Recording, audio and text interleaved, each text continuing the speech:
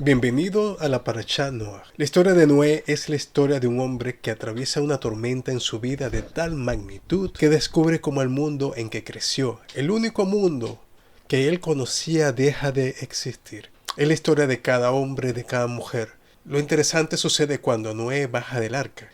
Cuando él baja, la primera imagen de Noé es la de un hombre derrumbado, tirado en su tienda, sin ninguna posibilidad de reaccionar ni levantarse. Algo totalmente comprensible y justificado. Lo interesante es que después Noé se pone de pie y es la primera persona que dijo una bendición en la Torá. Baruch Hashem.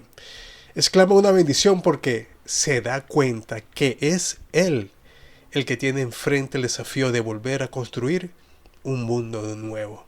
Es el hombre más afortunado del mundo. Él y su familia no fueron llevados de este mundo.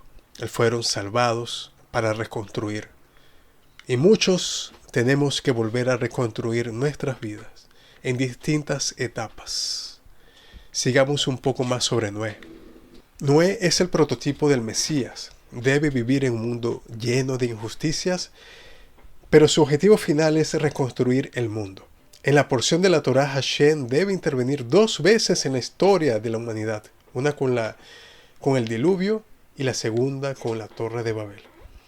Parece hacer pensar que Dios está lleno de juicios, pero detrás de todo esto la gracia de corregir la creación, la visión que tiene Dios es una gran perspectiva. Pero la visión que tenemos de nosotros de Él puede afectar nuestra relación con los demás. Creer que Dios es un Dios castigador podría llevarnos a pensar a que debo ayudar a Dios en castigar a los demás. Pero si Dios es un Dios de amor, nos llevará a amar más a los demás. El diluvio trata sobre la misericordia a la humanidad. En el pensamiento moderno, el arco iris es un símbolo de gracia y la misericordia de Dios. Un arco iris es un recordatorio de la gracia a pesar de las acciones injustas de la humanidad. La palabra arco iris en hebreo es keshet, que puede aplicarse a un arco y una flecha. Por lo tanto, el arco de Dios apunta hacia arriba, nunca para disparar las flechas del juicio del agua hacia la tierra. Cada vez que uno ve un arco iris es un recordatorio de que el mundo merece el juicio divino, pero Él tiene paciencia. Él quiere que seamos como Él, lleno de gracia y lleno de paciencia para cada uno de los obstáculos. En nuestro caso comenzamos con los obstáculos internos de carácter y luego de consideración a los demás. Dice Ezequiel 1:28 y Apocalipsis 4:3 que el arco iris también forma un reflejo dimensional inferior del trono de Dios. Cuando vemos un arco iris, podemos decir la bendición de que nos recuerda que Dios hizo un pacto y es fiel de mantener y guardar su pacto. Noé fue el sadik justo de su generación. La justicia de Noé es un tema de considerable debate entre los rabinos, ya que la escritura usa el calificativo en su generación. Y se puede comparar con Abraham, ya que Abraham intercedió por Sodoma y Gomorra, aunque Noé nunca intercedió. Esto nos enseña que no solo es suficiente predicar, hablar de la palabra, sino también interceder y actuar en nuestra generación. Y a pesar de que no intercedió por su generación, se convirtió en el instrumento de la salvación de Dios, como dice Génesis. Bereshit dice, pero Noé halló favor a los ojos de Hashem. El nombre Noah, que se escribe Nun-Het, es la palabra invertida favor, Het-Nun. Curiosamente, esta parashá duplica su nombre. Por ejemplo, dice, esta es la historia de las generaciones de Noé. Noé era un hombre justo. Y también habla del significado del nombre de Noé. Dice, lo llamó Noah, diciendo, este nos consolará en nuestro trabajo y en el trabajo de nuestras manos, a causa de la tierra que Hashem ha maldecido. Eshelach, Rabino Yeshayahu Horowitz, dice, su nombre también equivale a la mitad del nombre del ángel Metatrón, ya que las 3 primeras letras de ese nombre equivale a 58, es decir, el mismo valor numérico que Noé. La duplicación del nombre de Noé no solo aparece en esta parashá, también aparece en Zacarías, donde se duplica la palabra gracia, que hay una relación. ¿Quién es como tú, oh gran monte, delante de Zorobabel? Serás reducido a llanura. Él sacará la primera piedra con aclamaciones de gracia, gracia a ella. Según el Midrash Tanhumá, ese pasaje es una profecía mesiánica, que significa, ¿quién eres tú, oh gran monte? Este es el rey Mesías. ¿Y por qué lo llaman gran monte? Porque él es más grande que los padres, más sublime que Abraham, más elevado que Moshe, y más alto que los ángeles ministradores. ¿Y de quién saldrá? De Zorobabel. En consecuencia, Noach es un prototipo de Mesías, que concluye Gen, Gen. Este es el secreto de Noé. Si su nombre hubiera sido Gen, no estaríamos sentados en el exilio, termina el rabino Hayim Vital. La palabra siguiente es la palabra arca, que en hebreo significa teivá. Baal Shem Tov comenta, la palabra hebrea para arca teivá también significa palabra. Entra en la palabra, dice Hashem. Entra en la palabra de la oración y en el estudio de la Torá. Aquí encontrarás un santuario de sabiduría, significado y santidad en medio de las embravecidas aguas de la vida. El Teibat Noach debía estar cubierto con brea, y dice Génesis 6:14, haz un barco de madera, harás aposento en el arca y la sellarás con brea por dentro y por fuera. Parece que la canasta que llevó Moshe a un lugar seguro era un microcosmo del arca de Noé, ya que la palabra para canasta también es teiba, que también está cubierta con brea. Cuando ya no pudo ocultarlo más, tomó una canasta de papiro teiba para él y la cubrió con alquitrán y brea. Puso en ella al niño y lo puso sobre los juncos a las orillas del río. Ambas arcas trajeron la salvación al mundo. La Shelah comenta sobre el vínculo entre el arca y el templo. Dios le había insinuado a Noé que esta sería su verdadera tarea en la reconstrucción del arca. El arca iba a ser tanto un santuario espiritual como un santuario físico.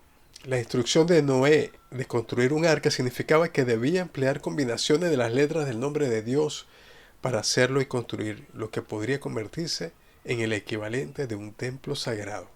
Hay otro símbolo dentro de esta parashá y es la de la paloma. Es el relato del arca, que Noé envió un cuervo primero, pero no volvió. Génesis 8, 6, 7 dice, sucedió que al final de los 40 días, Noé abrió la ventana de la nave que había hecho y envió un cuervo, Oreb. Iba y venía hasta que las aguas se secaron sobre la tierra.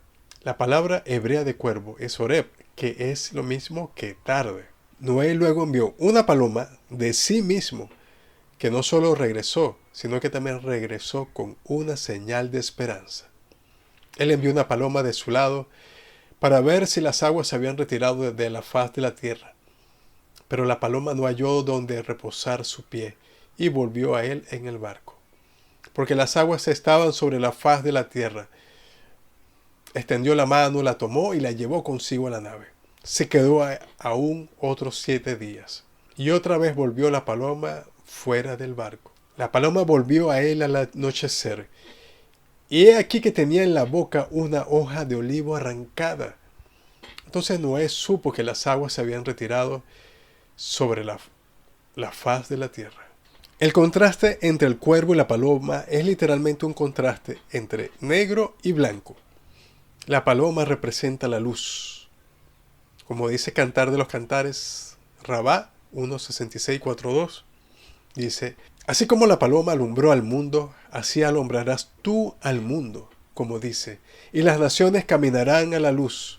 ¿Cuándo trajo la paloma la luz al mundo? En los días de Noé, como dice, y la paloma vino a él al atardecer, y aquí en su boca había una hoja de olivo recién arrancada. Esta paloma trajo la luz al mundo a través de la hoja del olivo. El Midrash Tanhumá revela por qué el aceite de oliva es tan importante. Y dice ¿por qué no aceite de nuez? Aceite de rábano, aceite de pescado o cualquier otro aceite, pero solo aceite de oliva. Porque el aceite de oliva simboliza la paz del mundo.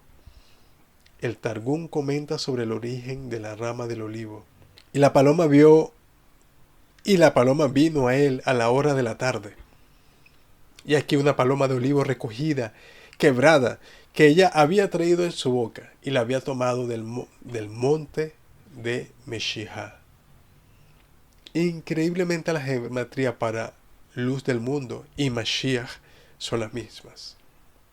Or Haolam 358, Mashiach 358.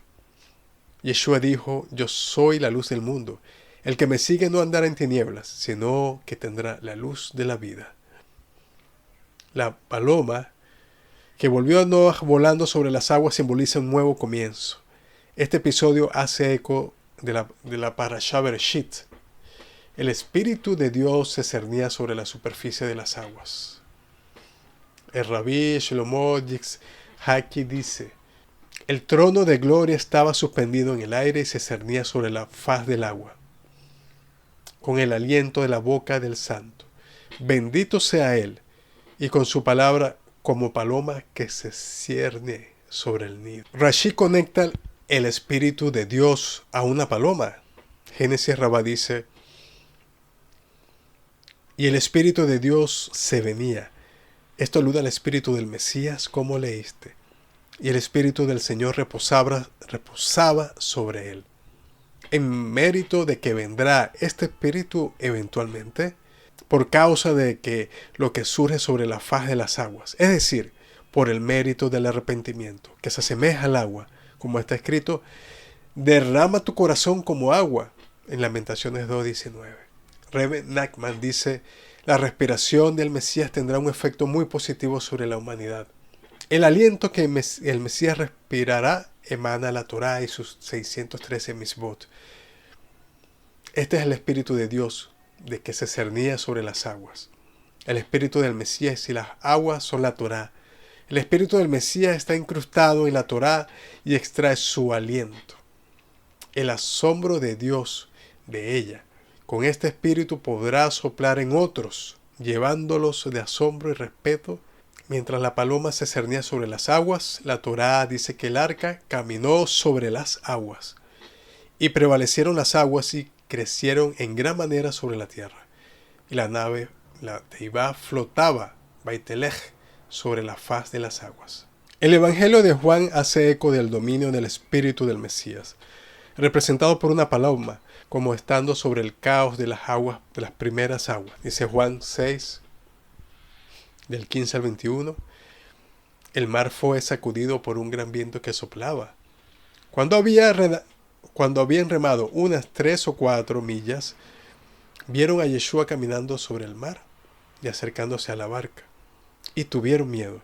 Pero él les dijo: soy yo, no tengan miedo. Por lo tanto, estaban dispuestos a recibirlo en la barca. Inmediatamente la barca llegó a la tierra donde iba. Esto hace eco del libro de Job, donde dice que camina sobre las olas del mar. Él se basta para extender los cielos. Somete a su dominio las olas del mar. Él creó la Osa y el Orión, las Pléyades y las constelaciones del sur. Él realiza maravillas insondables. La traducción de la Septuaginta de este pasaje dice: Él extiende el cielo solo y camina como sobre un pavimento sobre el mar. Mashiach trasciende el orden natural y la fuerza del mundo, y es la fuerza vivificante de toda la creación. El relato del Evangelio de Mateo fusiona todos estos elementos en un poderoso secreto. Dice Mateo 3 que Yeshua, cuando fue sumergido, subió directamente del agua. Y aquí los cielos le fueron abiertos. Vio al Espíritu de Dios que descendía como paloma y venía sobre él. He aquí una voz de los cielos dijo: Este es mi Hijo amado, en quien tengo complacencia. Cuando Mashiach sale de las aguas, está describiendo el comienzo de la nueva creación. El espíritu de Mashiach se cernía sobre una nueva creación. La paloma voló sobre las aguas de Noah, y la paloma descendió y encontró su último descanso en el Mesías. Como dice el Evangelio apócrifo de los Hebreos: y aconteció que cuando el Señor salía de las aguas, toda la fuente del Espíritu Santo descendió sobre él y reposó sobre él, y le dijo: hijo mío, en todos los profetas que están esperando para que vinieras. Y podrían descansar en ti, porque tú eres mi descanso. Tú eres mi hijo primogénito que reina para siempre. Y así en nuestro nuevo mundo tenemos la oportunidad de ser el que podamos hacer descansar a este nuevo mundo que hemos creado. Podemos hacer descansar en nuestras vidas o a otro, a nuestro prójimo, de una mala situación. Es nuestra oportunidad de ser como Mashiach. Baruch Hashem.